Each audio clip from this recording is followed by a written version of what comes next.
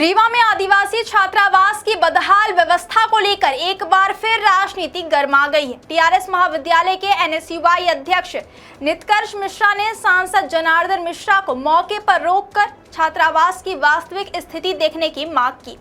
क्या आपको बोरवेल करवाना है लेकिन लोकल और सस्ते पाइप्स लगाकर हो गए हैं परेशान? तो अब आपके शहर में आया है न्यूट्रॉन 40 केजी बोरवेल पाइप। दमदार क्वालिटी के साथ 10 साल की गारंटी, ज्यादा मजबूती और लंबी उम्र का वादा। तो अगली बार बोरवेल करवाएं, केसिंग पाइप सिर्फ न्यूट्रॉन 40 केजी ही लगवाएं। आरोप है कि जिस अनुसूचित जनजाति छात्रावास की जर्जर हालत और मूलभूत सुविधाओं की कमी को लेकर हाल ही में सांसद आवास घेराव किया गया था। सांसद उसी छात्रावास का निरीक्षण करने की बजाय पास स्थित दूसरे हॉस्टल पहुंच गए।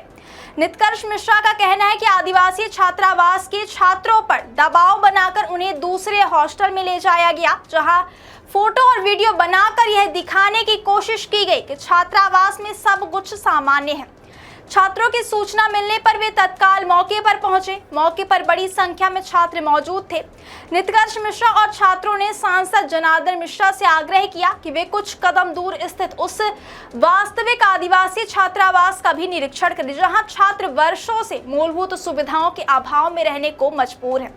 आरोप है कि छात्र गड्ढों का पानी पीने के लिए विवश है और जर्जर भवन किसी बड़े हादसे का कारण बन सकता है।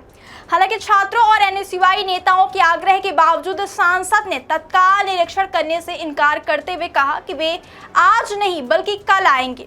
इसके बाद मौके पर मौजूद सांसद समर्थकों और एनएसयूआई अध्यक्ष नित्कर्ष मिश्रा के बीच तीखी बहस भी देखने को मिली। अब सवाल यह उठ रहा है कि जब छात्र वर्षों से गंभीर समस्याओं का सामना कर रहे हैं तो समाधान और निरीक्षण के लिए इंतजार क्यों? फिलहाल यह मामला राजनीतिक और सामाजिक दोनों स्तरों पर चर्चा का विषय बना हुआ है। आज का हॉस्टल में, कल उस हॉस्टल में, परसों उस हॉस्टल में, नरसों उस हॉस्टल में, पांचों हॉस्टल में कल तारीख तय करिए, कल आऊंगा। कल आप आइए, कल सारे कल आपसे नहीं बात करेंगे, लड़कों से बात करेंगे। नहीं, आप नहीं हो, आप इस हॉस्टल में नहीं रहते। हॉस्टल में तो मैं किसी ने भी गलत बोलता हूँ? नहीं, आप लोग मेरे साथ ही नहीं। आप नहीं, हमको लड़कों से बात नहीं करने दीजिए।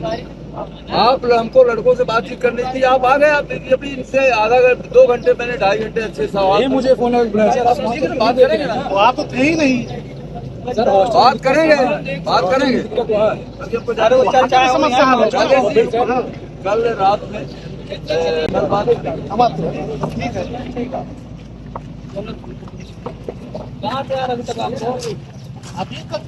आज जिस तरीके से सांसद महोदय यहाँ आए थे, हमने पिछली बार प्रोटेस्ट किया आज से 3 दिन पहले।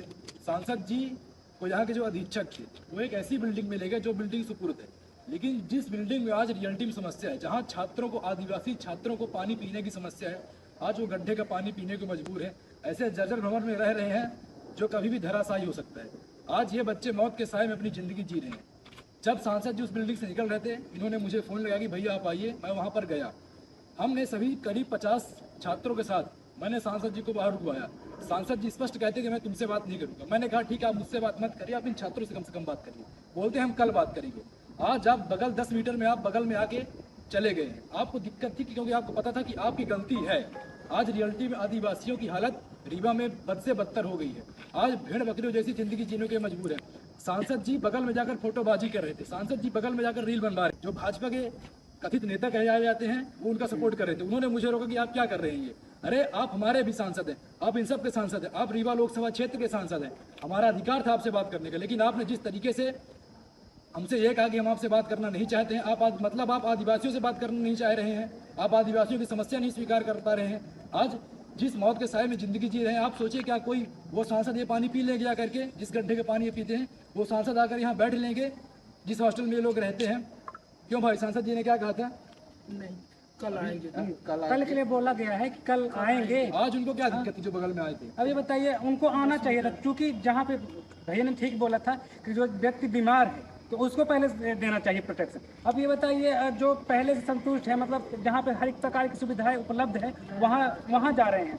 और जहाँ पे कुछ भी नहीं, जहाँ पे शिकायतें जाती हैं, जहाँ पे हम लोग जिसका विरोध कर रहे हैं कि कम से कम हमारी समस्याओं का निराकरण हो, उसके लिए हम लोग धरना प्रदर्शन कर रहे हैं, शिकायत कर रहे हैं, वहाँ पे जाते नहीं। पर जहाँ पे हर एक प्रकार की सुविधा है वहाँ पे उनके लिए बोल रहे हैं मिलाकर फोटो दिखाने की। बीजेपी के सांसद जनार्दन मिश्रा जी जो कि रीवा लोकसभा क्षेत्र के सांसद हैं, बिल्कुल रीलबाज हो चुके हैं, बिल्कुल फोटोबाजी कर रहे हैं। आज रियलिटी में जो ग्राउंड लेवल पे मुद्दे हैं, जो जमीनी हकीकत है, वह है कि आज आदिवासी छात्र गड्ढे का पानी पीने को मजबूर हैं। आज आदिवासी छात्र ऐसे जर्जर भवन ऐसे हालात में रह रहे हैं जो कभी भी ढह सकता है। आज ये छात्र कुल मिला के मौत के साए में अपनी जिंदगी जी रहे हैं।